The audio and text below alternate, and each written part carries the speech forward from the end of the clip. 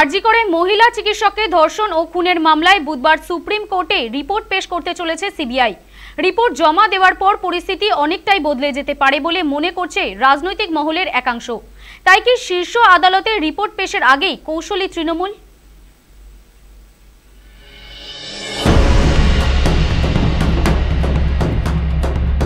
RG Kar medical college हासपाताले महिला चिकित्सकকে धर्षण করে খুনের ঘটনায় 5 সেপ্টেম্বর সুপ্রিম কোর্টে মুখবন্ধ খামে রিপোর্ট দিতে চলেছে সিবিআই। সিবিআই এর সেই রিপোর্টে কোনো বড় নাম থাকতে পারে বলে আশাবাদী আন্দোলনকারীরা। এই পরিস্থিতিতে শীর্ষ আদালতে রিপোর্ট পেশের আগে এক্স হ্যান্ডেলে একটি পোস্ট করে একাধিক প্রশ্ন তুলেছেন তৃণমূল নেতা কুণাল ঘোষ। পরে একটি ভিডিও বার্তাতেও সেই প্রশ্নগুলি তুলে ধরেছেন। ঠিক কি বলেছেন কুণাল ঘোষ, শুনুন।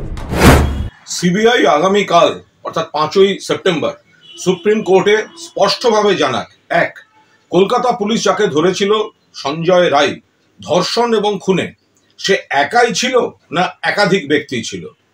পয়েন্ট নাম্বার 2, এই ঘটনা ধর্ষণ এবং খুন এটা একটা বিচ্ছিন্ন পৈশাচিক নারকীয় কুৎসিত ঘটনা, নাকি কোনো চক্র অন্য কোনো কারণে এই ঘটনাটা ঘটিয়েছে।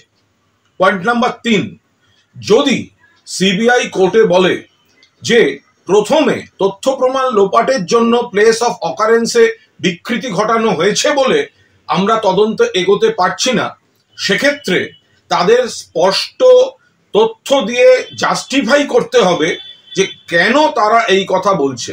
এবং 4, যদি তারা এটা জাস্টিফাই করতে পারে যে প্লেস অফ অকারেন্সে প্রাথমিক বিকৃতির জন্য তাদের তদন্ত এগোতে পারছে না, তাহলে সেই প্লেস অফ অকারেন্স কাদের কাদের দায়িত্বে ছিল তাদের বিরুদ্ধে সিবিআই ব্যবস্থা কেন নেয়নি এবং কি ব্যবস্থা নিতে চলেছে এটাও খুব স্পষ্টভাবে জানাতে হবে। এই নির্যাতিতার ধর্ষণ এবং খুন সেই মামলার দ্রুত ফয়সালা সিবিআইকে করতে হবে এবং আগামীকাল কোর্টে মূলত এই 4টে পয়েন্ট নিশ্চিতভাবে তাদের ক্লিয়ার করতে হবে।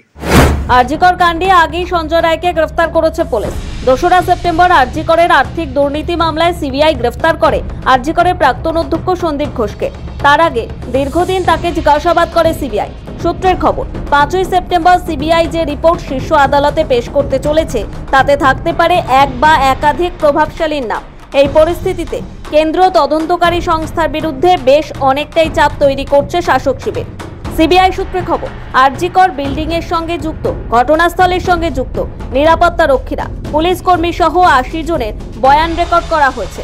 তবে ক্রাইম সিন থেকে এখনো পর্যন্ত পর্যাপ্ত নমুনা সিবিআই সংগ্রহ করতে পারেনি বলে খবর। সূত্রের খবর, সেই বিষয়টিও আদালতে উল্লেখ করা হতে পারে সিবিআই এর তরফে। ব্যুরো রিপোর্ট, সময়, কলকাতা।